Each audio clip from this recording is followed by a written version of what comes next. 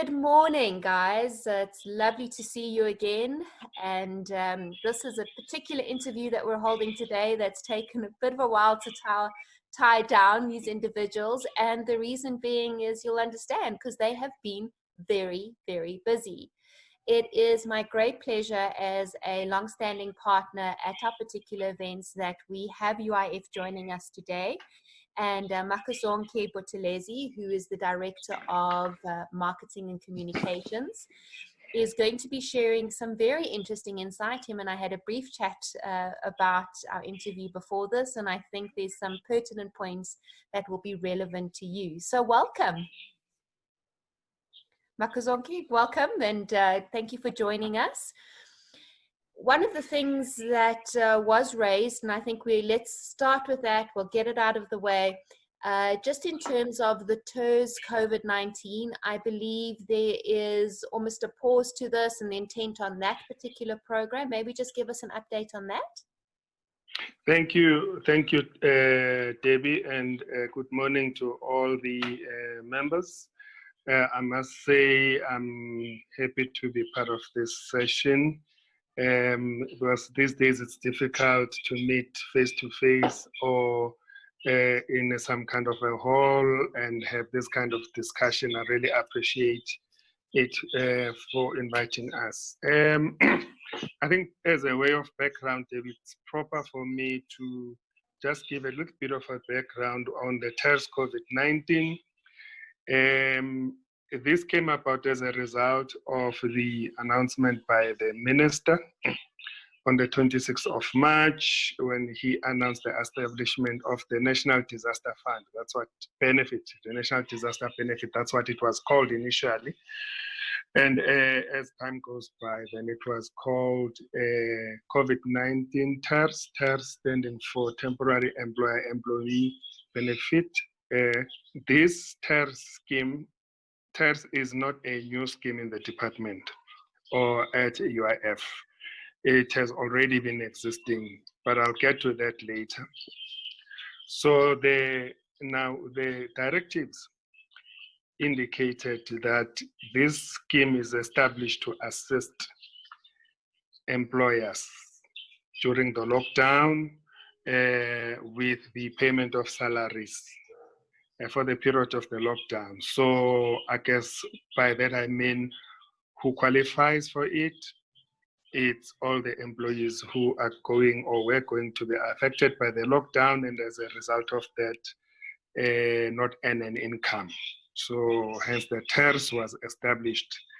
And initially it was the employers, one of the directives, I think the directive of I think 9th of April, compelled employers to apply on behalf of the employees. And the reason being that they already have the systems, payroll systems and all that. And the employees were not going to be able to apply on their own because of certain conditions that the UIF had set in place. For example, declaration, you have to be declared in the fund. We have to know you before we can pay for you, pay your claim and all that. So it's just easy for the employers to apply, plus the fact that they already have a system in place to even be able to disperse the funds to the employees. But the directive then, as things go, I think the 5th, if I'm not mistaken, then said the employees can also apply, but we haven't seen much applications coming in terms of the employees applying on their own. So then when this was started initially, the way to access it was through sending an email to COVID-19. And then that created a lot of problems, but it was a manual process. You send an email and then somebody has to go through the emails and start ticking the boxes, checking if all the documents are there.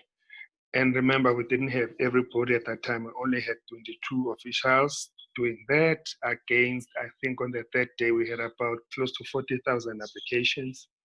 And we're talking one application having about 45 documents. So it was a tall order. Then we felt, no, this is not going to work. I think on the week of the 10th of April, if I recall, then we resorted to develop a system from scratch. The system was developed from scratch, and we were then able to process the first batch of applications on the 14th, so which means the 16th, after 4 or 5 days, it was kind of up and running, and we're able to process the applications. I think on the 16th, we processed about 4,000 plus applications. We made payments of around 42 million. And then we continued then processing the applications for April, as everybody knows. We received those applications, and up until now, we're still receiving the applications. Now, the directives, going back to the directives, in terms of the existence of the scheme, it was meant to be there between April and June, not beyond June. So going back to your question, it means now to explain to the members, the scheme, we are no longer taking new applications for July going forward. But that doesn't mean we are not processing applications that are already in the system. This is quite a lot of them. I'm sure you've read in the media. They're talking about the backlog of close to 1 million applications. And I will explain this backlog. So we have, I prefer to say, open applications. They are open because they have not been closed, they have not been processed, and they are open because of various reasons. One of them being the fact that, like I indicated, for us to process the claim, we have to find the workers in the system. Now, we've had situations where employers, they have 20 employees, but all along they've been declaring 10 employees. Okay? So when we pay, we will, once we've checked everything, we will pay for the 10 that we found on the system. And then for the ones that we cannot find, we will say to the employer, please declare these employees to us. Declaration is simply confirming the relationship that exists between the employers so that we don't end up paying ghost employees. Correct. Now we have had a lot of employers who have not been declaring. And by the way, the Unemployment Insurance Act says you must declare employees or your workers every 7th day of the month. So, which means there's been a huge non-compliance by the employers out there. So what happens then the employers will rush to declare their employees. Now remember, our systems are not created for this abnormal situation. Correct. At some point, I think just the recent report on the declaration email that we created, the report that I saw yesterday, we had about 200,000 applications, declarations that still needs to be processed. Yeah. And we don't have everybody, remember, we don't have the full team to process these applications. But we have since said we are going to try a workaround is to try and see how we can automate the system, because it's a huge chunk of employees who have not been declared who are waiting for their monies. And then the other issue then that causes delays, which I say I prefer not to say a backlog, because it's not a backlog if I receive a file from you, your employees have been declared, you have completed the file correctly, there's 100% correction in your file. That is not a backlog. I process it easily. Yes. But where there are mistakes that still needs to be corrected, it's an unresolved or open claim that still needs waiting for information to complete. So, some of the issues has been some uploading of the information using a CSV file, because that's how we want it.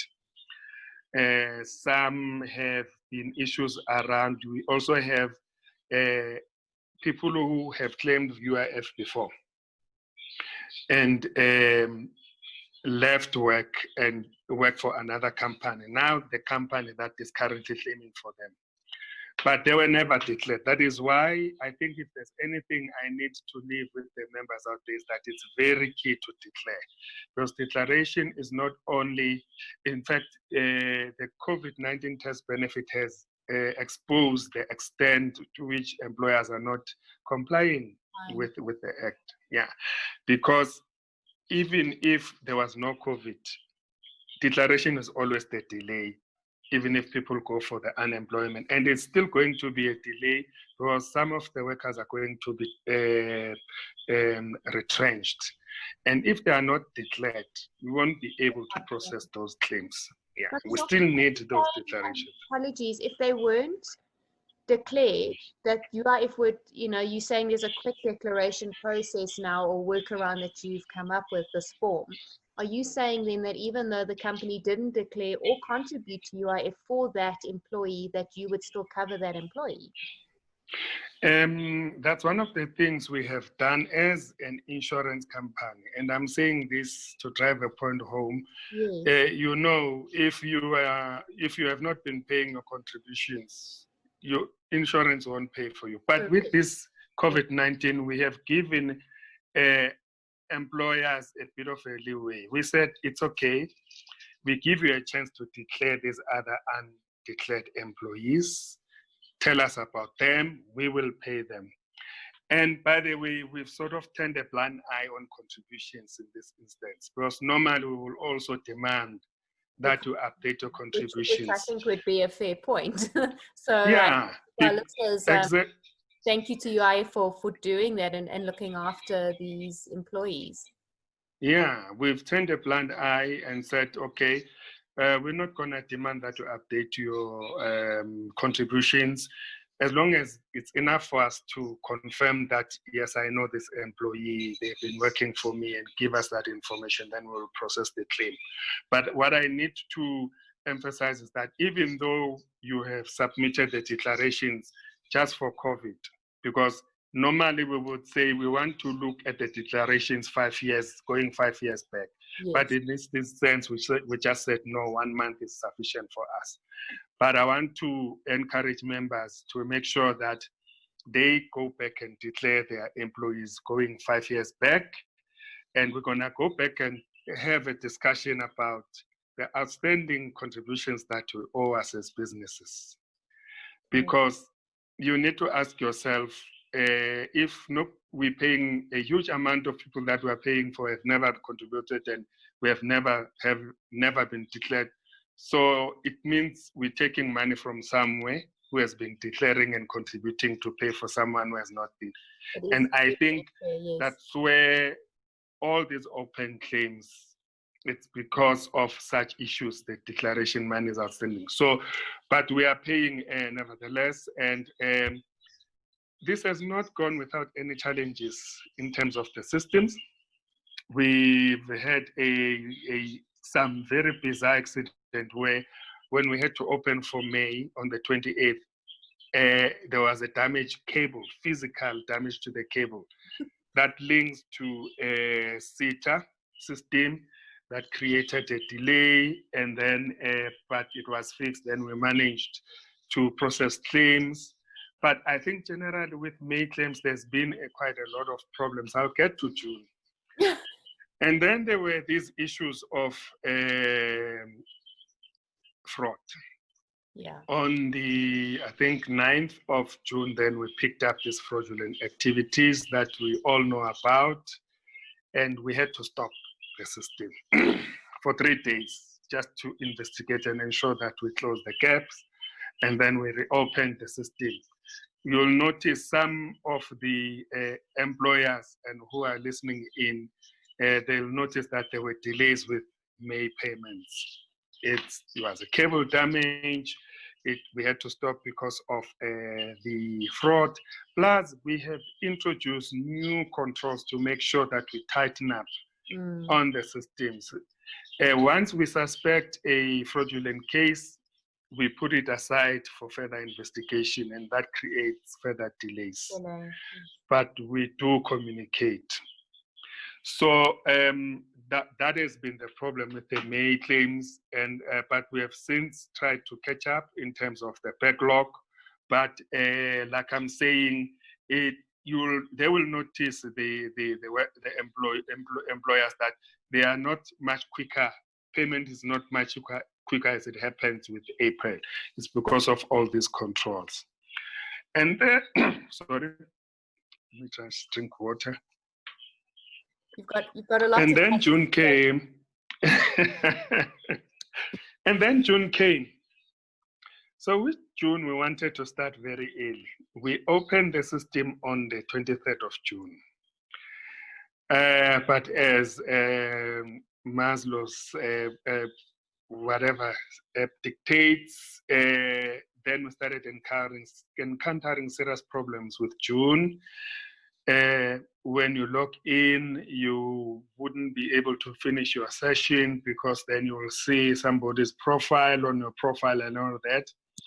And the reason is that we still had claims for April that were open, still open, and we had opened May. And now when we opened the June line, then the system could not cope because now we're running parallel streams of sessions at the same time.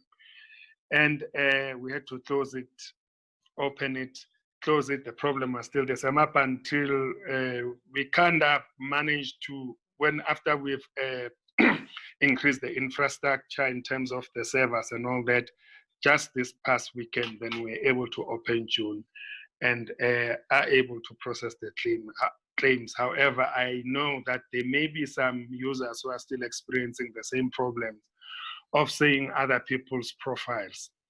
But yesterday we were able to process and pay some of the claims. And it's much better now. So we're running 3 sessions at the same time.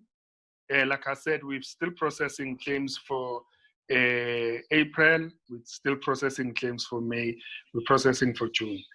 Now, there are companies that put in their applications in April and have had some problems, whether it's logging problems or I know some of the cases where, for example, right in March, one company had just taken over another company, and the workers have they've been contributing to the fund.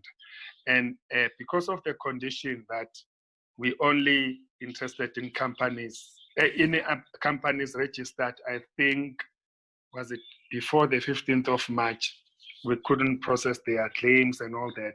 But then there was a directive addressing that we shouldn't actually close out some of the employees just because the employers were not registered and all that. Yeah. So I want to say, so what I'm thank you very much for that insight. Yes. Yes.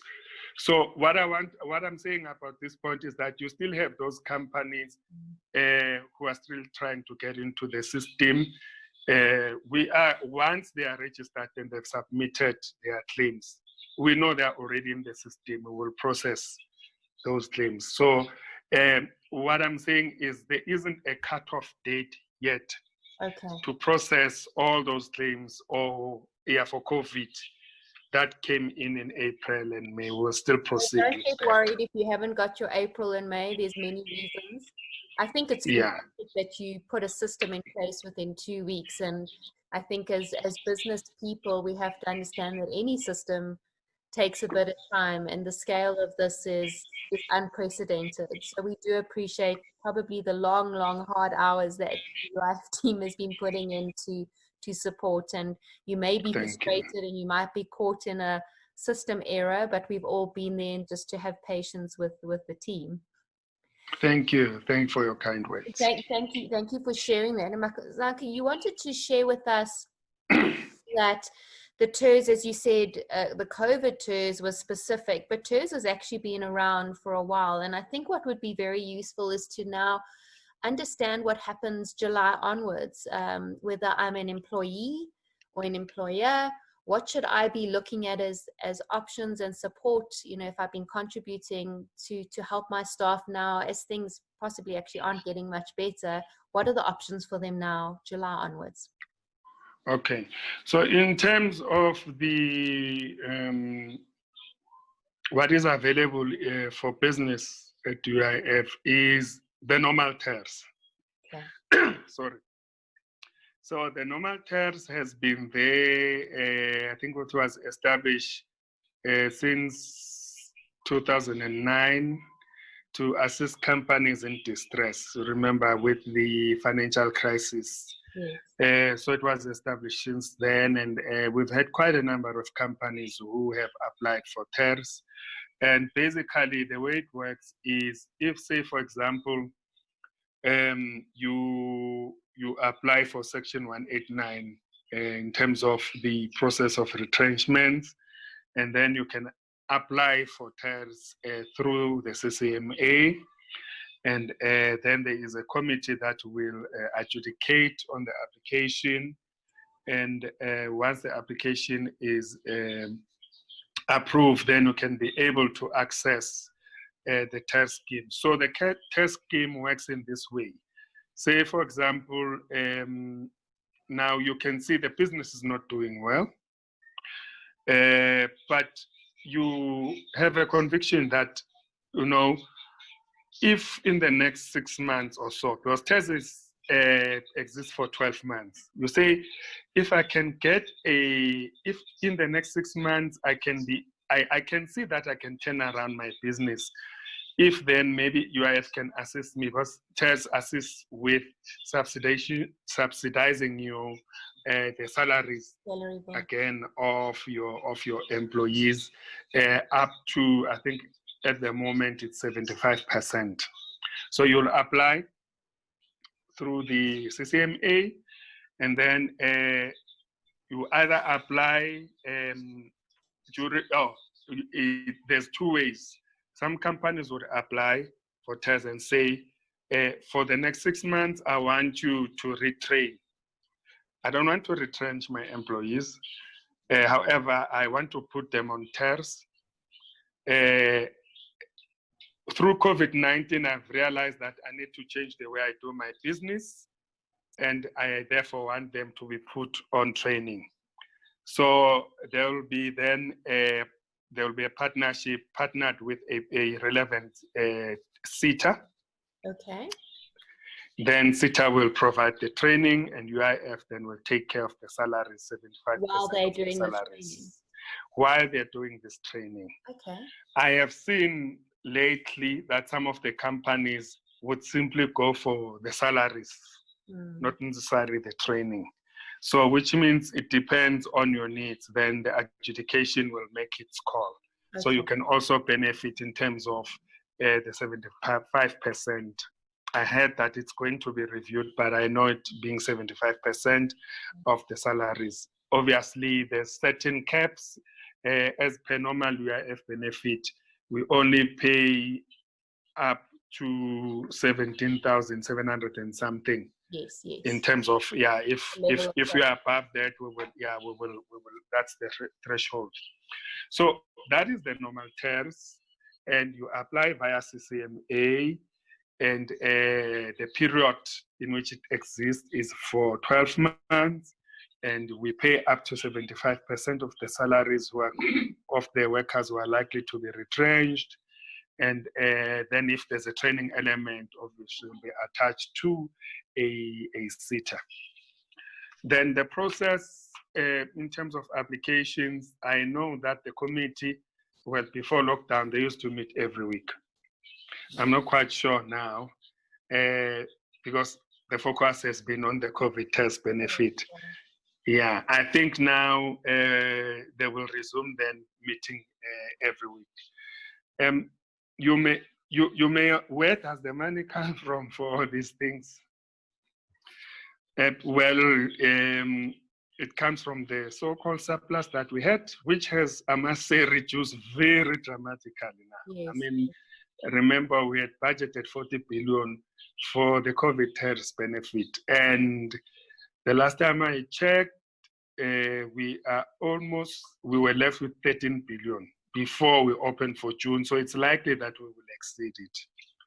And then you still have then the normal tariffs, which I think a lot of companies are going to knock and try to access the normal tariffs benefit. And as an individual, I mean, around retrenchment, individuals should be considering if they are retrenched that they should apply as well, or through their company. So with the retrenchment, ordinary unemployment benefit applies. What we would want the employers to assist with is the filling out of the UI-19 form. Okay. It's this declaration form. We're going back to that again. So because that's what we need, a salary schedule, that's what we need. And then and it's much better if these things are done online, because the queues are very long at labor centers and we don't have everybody. And the minute there is a positive case, we shut down the offices. Yeah. So that takes quite a long, yes. Absolutely. So we encourage that applications be done online. It's much better, it's much quicker. And yeah, so usually the employees will then submit the forms by themselves. Employers, their role is just to make sure that they give us these declaration forms and also the salary schedules and what have you. So if already we have this information, they've been declaring every month, then it's much quicker because then we don't need to ask for these declaration forms. Yeah, so it will be the normal UIF benefits that will apply. And I think I need to mention, David, to share with the members that, remember, we also have a CF compensation fund.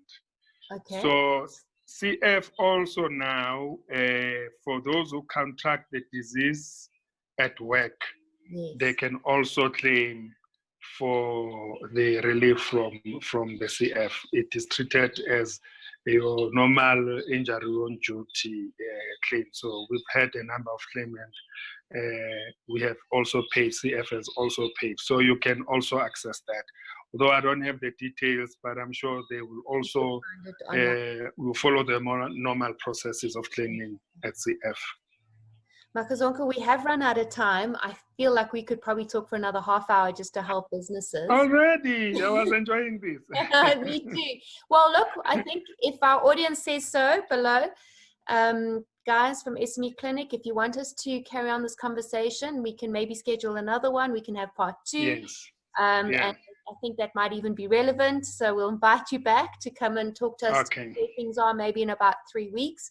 The summary is very clear. There is TERS additional options. Yes, TERS COVID has closed in June, but all applications will be processed, so do not fear. And I think just to be really cognizant of the sheer volume and mountain that UIF has had to climb in a very short time, and we do appreciate that. And also for our small businesses, that compliance and declaring your staff and making sure that that was 100% on track is very important. I think that was a quick lesson learned from everyone here. So Makhosonke, thank you so much. I have a feeling we're going to be talking again, and keep up the hard work. And we do appreciate it. I think those that have managed to get their payments out, it's made a big impact and difference, and we do appreciate it. Thank you very much. Thank you. Keep well and stay safe. Okay, all right, bye.